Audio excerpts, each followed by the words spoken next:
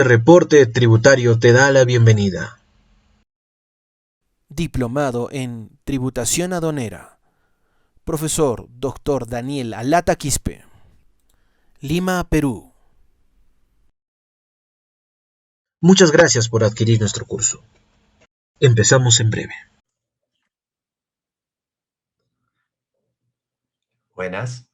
En el presente módulo 6 y último, tocaremos el tema relacionado a las preferencias arancelarias.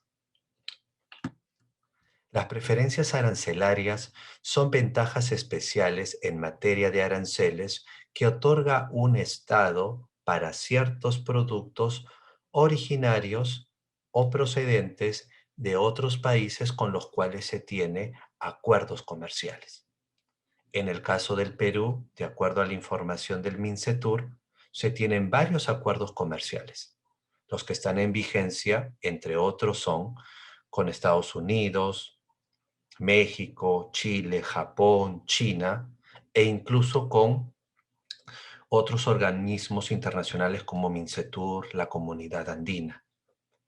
Existen otros acuerdos que están por entrar en vigencia, como el TLC con Brasil, y todavía se encuentran en negociación con Turquía y con la India.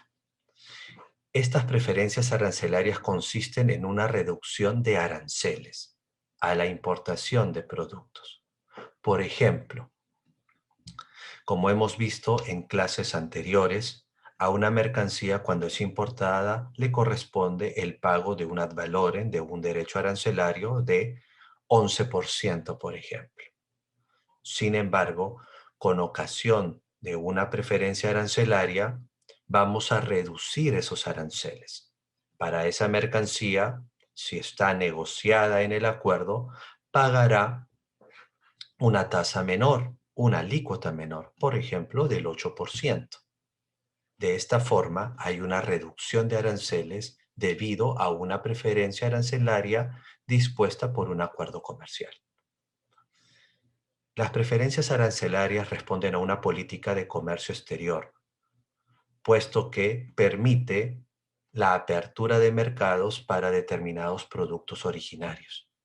Por ejemplo, Perú exporta palta, espárragos, mangos a territorio chino en el marco del TLC con este país.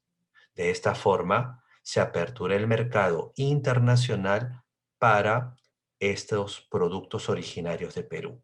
De esta forma se consolida la exportación de la palta, del espárrago y otros productos a un mercado con millones de consumidores. Asimismo, debemos decir que las preferencias arancelarias permiten que también podamos importar mercancía a un menor costo. En el caso de China, podemos importar sus productos como materias primas, tecnología, teléfonos celulares, maquinaria a un menor costo. Recordemos que el arancel de aduanas es un costo dentro del presupuesto de la importación. Y si hay una reducción de arancel, voy a pagar menos con ocasión de ese negocio que implica el ingreso de materias primas, equipo, tecnología a nuestro territorio. Debemos recordar también que los requisitos para beneficiarse de estas preferencias son 4: negociación, origen, expedición directa y oportuna manifestación de voluntad. Estos 4 requisitos son concurrentes. Esto quiere decir que los 4 se tienen que cumplir al mismo tiempo con ocasión de una importación de mercancías. Si no se cumple uno de ellos, no se otorga la preferencia. Basta que uno se incumpla para que no se goce de la preferencia y no sea necesario analizar el resto. Veamos el primero de ellos. El requisito de negociación se analiza de la siguiente forma. Tenemos que revisar el acuerdo como tal, específicamente la nómina o el listado de desgravación contenida en el acuerdo. Es decir, verificar si una determinada mercancía está negociada en el acuerdo. si ha sido objeto de un tratamiento arancelario preferencial. En el caso del TLC con México, las aceitunas peruanas pueden ingresar al país mexicano en la medida que ha sido negociada, según los anexos del acuerdo comercial con México. Encontramos que la aceituna tiene un cronograma de desgravación. Pagará el año 1 un arancel del 12%, el segundo año de 9%, el tercer año 6% y así sucesivamente hasta estar completamente liberado con un 0% en el quinto año. Se hace la precisión para este tipo de mercancía que ingresarán con esas preferencias arancelarias únicamente de mayo a septiembre. Es de esa forma en que ha sido negociada. Si verificamos que la mercancía ha sido negociada de acuerdo a su subpartida, cumpliríamos el requisito de negociación. Otro aspecto vinculado a la negociación es los contingentes arancelarios o los cupos. Entre países acuerdan que va a importarse o permitir el ingreso de determinada mercancía de acuerdo a las cantidades. Las cantidades forman un cupo. Por ejemplo, en el caso del frejol peruano, que ingresará a territorio mexicano, se permite el primer año 2.000 toneladas, el segundo año 2.500 toneladas y así sucesivamente. Son cupos, cuotas, contingentes de mercancía que se va a ingresar a otro territorio de acuerdo a las especificaciones del acuerdo. Las mercancías que exceden esas cantidades fijadas no gozarán de las preferencias arancelarias por incumplir el requisito de negociación. Vamos a ver algunos casos donde el Tribunal Fiscal ha emitido pronunciamiento respecto a este requisito. En el año 2018, en el marco del Acuerdo de Libre Comercio entre Perú y Chile, vigente desde el año 2009, se importaron tableros, como los vemos en la imagen, de MDP. Y esa mercancía se encontraba negociada en este acuerdo, liberado a un 100%, de acuerdo a las normas del acuerdo comercial. En ese sentido se concluyó que cumplía con el requisito de negociación, pues estaba comprendido dentro de la lista de preferencias y en consecuencia le correspondía el pago del 0% porque estaba con un margen preferencial o liberado al 100%. Correspondía a la aplicación del beneficio. En el caso de contingentes arancelarios, en el año 2017, el Tribunal Fiscal emitió el siguiente pronunciamiento referido a la importación de maíz amarillo duro en grano en aplicación del Acuerdo de Complementación Económica entre Perú y Mercosur, específicamente Paraguay, que es parte de Mercosur. Se había establecido en el acuerdo que se permitía el ingreso de este maíz amarillo duro en grano hasta 60.000 toneladas. ¿Qué ocurrió? Que se importó a través de una DAM 8.000 toneladas de esta mercancía.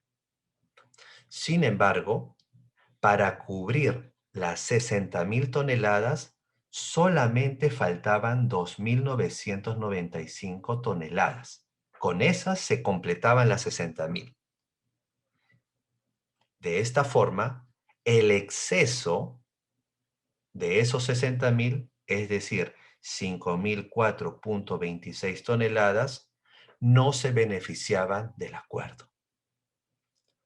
En ese sentido, correspondía aplicar el arancel nacional peruano y no beneficiarse de la preferencia arancelaria que estaba a un 95%.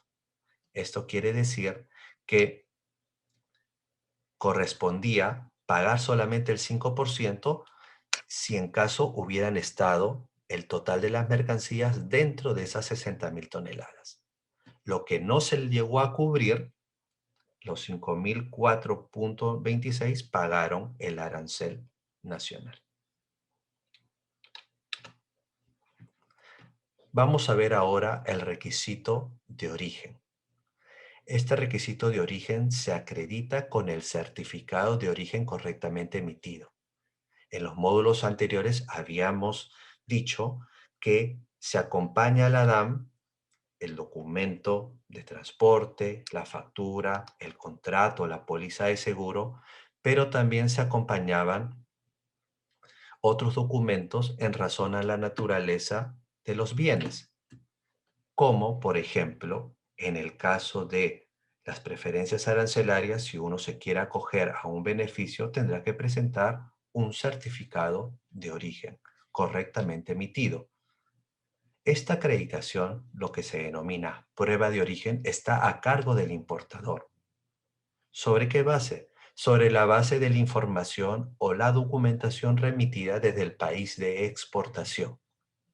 Por lo general, el certificado de origen es emitido en el país de exportación. Tenemos en pantalla algunos datos de un certificado de origen: país de exportador, el país importador, la denominación de las mercancías, la referencia a la factura comercial, muy importante, la firma y sello del exportador o productor, y la certificación, la firma y sello del funcionario de la entidad autorizada para emitir este tipo de documentos. Ahora bien, para verificar este requisito de origen, el certificado puede presentar deficiencias formales o deficiencias sustanciales. En el caso de las deficiencias formales, van a estar referidas a errores en el llenado del certificado de origen, errores materiales. Por lo tanto, son subsanables. Y la autoridad competente para observar y exigir la subsanación de estos errores es la SUNAT. Pero cuando se trata de deficiencias sustanciales, ya no es la SUNAT la competente para verificar o pedir la subsanación de estas deficiencias, sino es MINCETUR. MINCETUR es la autoridad competente para verificar, investigar el cumplimiento de estos aspectos sustanciales, que están referidos básicamente al cumplimiento de los criterios de origen. ¿Qué son los criterios de origen? Ya no estamos hablando del llenado de un certificado, sino el criterio de origen está referido a la forma, por ejemplo, de la composición de la mercancía. Si la mercancía ha sido totalmente producida en un territorio, ese es un criterio de origen. Otro criterio de origen es que haya existido un cambio de su partida respecto de un bien. Me explico. Si un país produce a partir de naranjas un jugo de naranjas envasado, tanto la naranja como el jugo tiene una diferente subpartida. Entonces, como cambia la subpartida como consecuencia del proceso productivo, se toma en cuenta que el jugo de naranja es originario de ese país, pese a que ha sido elaborado por materias primas de un país que no es parte del acuerdo y que correspondía inicialmente a otra partida. Como ha habido un cambio de partida como consecuencia de ese proceso productivo, eso se denomina un criterio de origen. Insistimos, este criterio de origen no puede ser verificado por la SUNAT, sino por MINCETUR, como veremos más adelante. El Tribunal Fiscal en el año 2019 ha emitido pronunciamiento en torno a los errores formales de un certificado de origen. Como hemos dicho, son errores en el llenado de los certificados. En el marco del acuerdo comercial entre Perú y la Unión Europea, importación en la cual se había importado prendas textiles. De acuerdo a las normas de este tratado internacional entre Perú y la Unión Europea, el certificado de origen no debía contener borrones ni correcciones. Y lo segundo es muy importante: no deberían quedar espacios vacíos entre artículos, o sea, entre el listado de mercancías, y todos tenían que ir precedidos de un número de orden, y se trazaría una línea horizontal inmediatamente después de la última mercancía listada o del último artículo considerado. Asimismo, debería darse un detalle suficiente respecto de la mercancía para que éstas puedan ser identificadas. Si bien los certificados de origen que se presentaron consignaban datos como destinatario, facturas, número de orden, marcas, numeración, se había descrito de manera genérica paletas de prendas de vestir para mujeres y complementos y cajas de cartón con prendas de vestir para damas y complementos. El Tribunal Fiscal concluyó que no se habían cumplido las condiciones del detalle suficiente, toda vez que los certificados de origen no individualizaban, ni identificaban las mercancías que amparaban.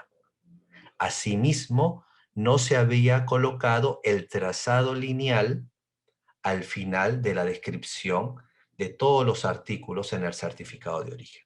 En ese sentido, se habían presentado errores formales en el llenado y como no fueron subsanables, se incumplía las normas del acuerdo y en consecuencia no se aplicaba la preferencia arancelaria.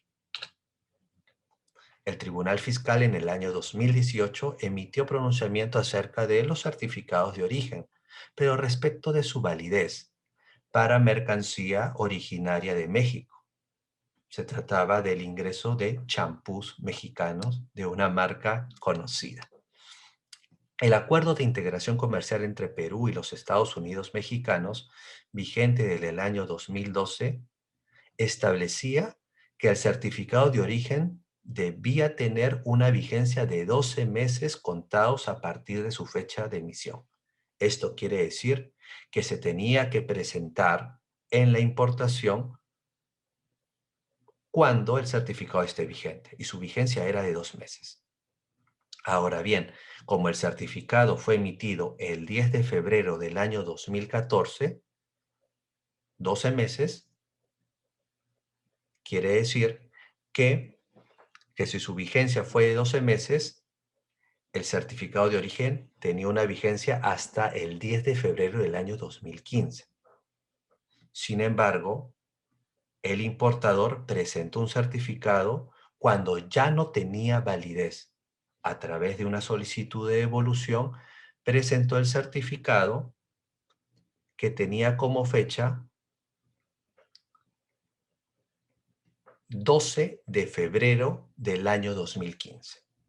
Si el certificado de origen vencía el 10 de febrero del año 2015, el 12 de febrero ya no estaba vigente. Y en ese sentido, no correspondía la devolución de tributos, no correspondía la aplicación de preferencias arancelarias. Un tercer caso sobre origen fue el que vemos en pantalla. En el año 2019, el Tribunal Fiscal emitió pronunciamiento a través de este fallo o este caso, en el marco del TLC entre Perú y China. ¿Qué mercancía estaba ingresando a Perú? Estos respiradores, ¿no? O protectores para rostro, que son quirúrgicos. Hay que precisar que en el marco del TLC entre Perú y China existen dos momentos en los cuales, según el acuerdo, uno puede beneficiarse de las preferencias arancelarias. En el momento de la importación, o sea, al numerar la DAM, que sería el momento ideal para acogerse al beneficio, o a través de una solicitud de reembolso o una solicitud de devolución. Cuando no se cuenta con certificado de origen durante la importación, con ocasión de la numeración de la DAM, procede a hacerlo a través de un reembolso, a través de una solicitud de devolución. Pero si nos acogemos al beneficio o pretendemos acogernos al beneficio a través de una devolución, la norma, el tratado exige que se cumpla con una obligación de presentar una declaración escrita en la que se indique que la mercancía califica como originaria. Esta declaración tiene que ser presentada al momento de la importación, a través de medios físicos o a través de una transmisión electrónica en la Declaración Aduanera de Mercancías. En ese sentido, si en el momento de la importación no cuento con el certificado de origen, puedo beneficiarme del acuerdo vía una solicitud de devolución, siempre y cuando cumpla con la obligación de haber declarado por escrito, ya sea de forma física o electrónica, en el momento de la importación, o sea, con ocasión de la DAM, debo haber presentado una declaración señalando que la mercancía es originaria de China. Como en este caso no se presentó certificado de origen para acreditar dicho requisito durante el momento de la importación, el contribuyente lo hizo mediante una solicitud de devolución o de reembolso. Pero se verificó que no había presentado previamente la declaración escrita indicando que las mercancías eran originarias de China, ya sea de forma física o electrónica. Y en ese sentido, no correspondía la aplicación de los beneficios o las preferencias arancelarias entre Perú y China. En el caso del año 2017 del Tribunal Fiscal, vemos una importación que se pretendió acoger al acuerdo de promoción comercial entre Perú y Estados Unidos. Pero en este caso se trató de un error sustancial, toda vez que participó Mincetur. Mincetur, a través de la unidad de origen del Viceministerio de Comercio Exterior, llevó a cabo un procedimiento de verificación acerca de el origen de estas exportaciones, a través o como fundamento del reglamento del procedimiento de verificación de mercancías textiles, aprobado por un decreto supremo. En ese sentido, el viceministerio pidió a la autoridad aduanera americana que esta autoridad aduanera americana realice una visita al proveedor que se encontraba en origen, al que había vendido estos productos que eran tejidos de denim. Luego de la verificación de la aduana americana, se concluyó que la empresa proveedora no había presentado documentación suficiente que acredite el carácter originario de las mercancías. Tomando en cuenta el informe de Mincetur, quien es la autoridad competente de verificar este requisito sustancial que tiene que ver con la composición o con el origen de esa mercancía, se estableció que no calificaban como originarias de Estados Unidos y en consecuencia se negó el trato preferencial o la preferencia arancelaria para esta mercancía y correspondió el cobro de tributos de acuerdo al arancel nacional. Pasemos al tercer requisito, al de expedición directa. Se trata de acreditar el transporte directo de un país a otro. Por ejemplo, en el caso de una operación que vincula a un producto que viene de Canadá hacia Lima, tenemos TLC con Canadá, de Canadá hacia Perú. Lo que busca este requisito es que haya un transporte directo entre ambos países, entre ambos socios comerciales. Sin embargo, antes de ello, es verificado a través de los documentos de transporte. Por eso es muy importante los documentos que acompañan a la DAM, el documento de transporte. Sin embargo, puede darse el caso que no pueda haber un transporte directo, toda vez que en el comercio internacional y en el transporte internacional de mercancías, todas las rutas no son regulares, no son directas. Y si en caso, en el transporte entre un país a otro, la mercancía ha permanecido en terceros países durante esa estadía, esto puede ser posible en la medida que esa permanencia en un país intermedio esté justificado por razones geográficas o consideraciones relativas a requerimientos de transporte. También señalan la mayoría de acuerdos que si esa mercancía que viene de Canadá con destino Perú, pero de pronto, por una cuestión de transporte, hace un transbordo o se tenga que almacenar en territorio mexicano, siendo el territorio mexicano un puerto intermedio, el transbordo o almacenamiento temporal en el territorio mexicano tiene que ser bajo vigilancia de la autoridad aduanera competente. Tiene que haber habido un control aduanero por parte de la autoridad mexicana. Asimismo, si es que no se lleva a cabo otras operaciones distintas al transbordo, las mercancías no deben haber sufrido modificación o transformación en el territorio mexicano. Se presentó un caso en el año 2008 ante el Tribunal Fiscal en el marco del acuerdo entre Perú y Canadá. Y justo se había hecho un transbordo en Manzanillo, México. La autoridad mexicana había establecido que las mercancías que arribaban en calidad de transbordo únicamente permanecían almacenadas y que no se realizaba ningún tipo de transformación en sus recintos y que permanecieron bajo control aduanero. De otro lado, el transportista o la agencia naviera había manifestado a través del conocimiento de embarque, a través del documento de transporte, que esta mercancía fue transbordada en México y que los contenedores durante su estadía en México no fueron sometidos a operaciones diferentes a las descargas que son naturales, ¿no? Para una mercancía que es transbordada. Es decir, no habían sido objeto de transformación alguna. Asimismo, se tuvo la declaración del Terminal Especializado de Contenedores en México, el cual señaló que las mercancías siempre estuvieron bajo control aduanero, sin intervención de terceros.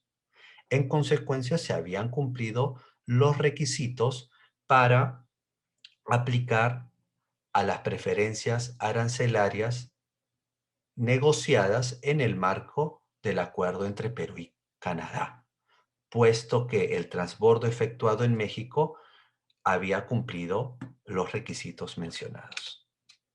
Y por último, tenemos el requisito de oportuna manifestación de la voluntad. Este requisito tiene como fundamento que las preferencias no pueden aplicarse de oficio. La aduana no puede aplicar de oficio una preferencia, sino tiene que ser a pedido de parte. El importador, a través de su agencia de aduana, tiene que solicitar el beneficio. Este requisito tiene dos mecanismos. Ya lo habíamos adelantado, el momento ideal para invocar una preferencia es el momento de la importación. Con la numeración de la DAM, uno tiene que invocar el beneficio a través de la consignación del certificado de origen en el casillero 7.9. En el casillero 7.23 tiene que hacer referencia al TPI. ¿Qué es TPI? Trato Preferencial Internacional. Poner el código vinculado al tratado internacional.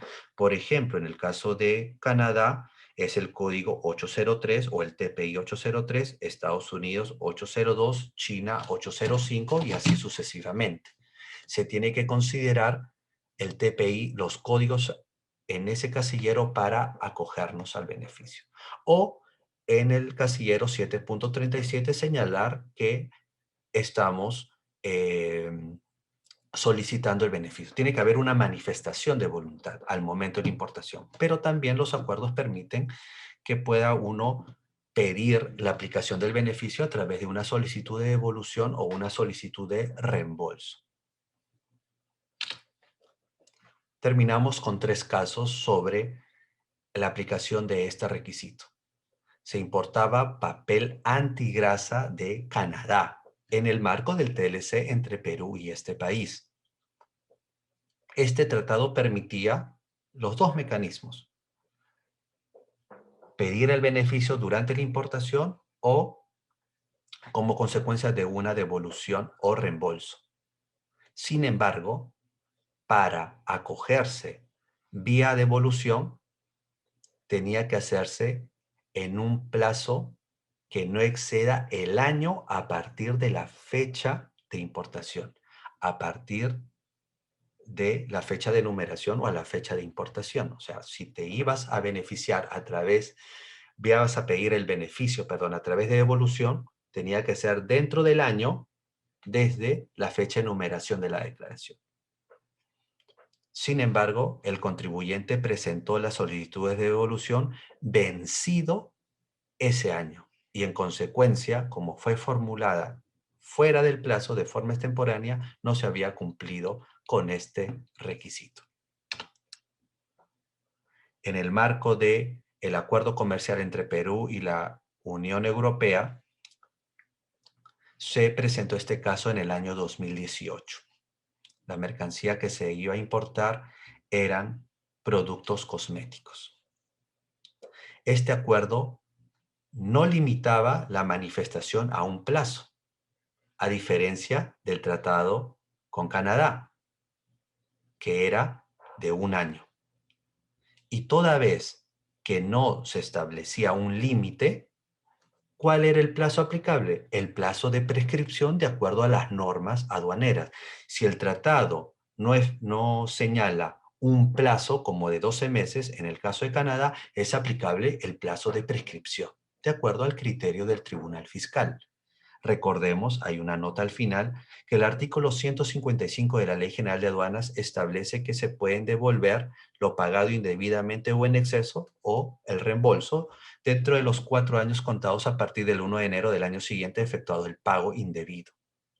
En este caso se había numerado las declaraciones aduaneras en el año 2015 y se solicitaron los beneficios, ¿no?, de los tributos pagados en el año 2015 también en el mismo año, a través de estos expedientes que tienen numeración 2015.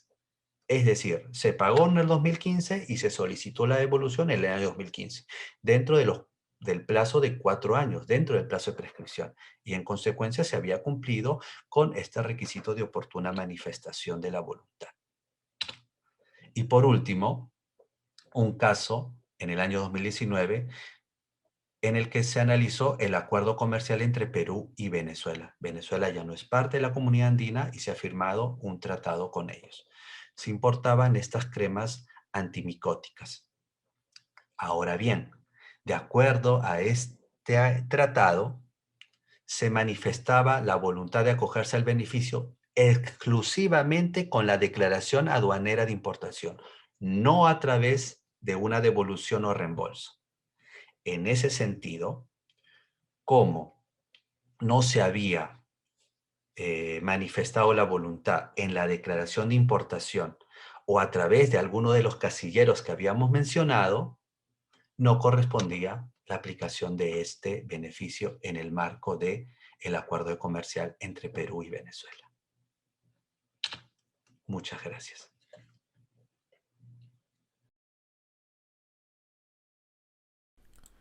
Si buscas cursos de tributación, encuéntralos aquí, en reportetributario.com.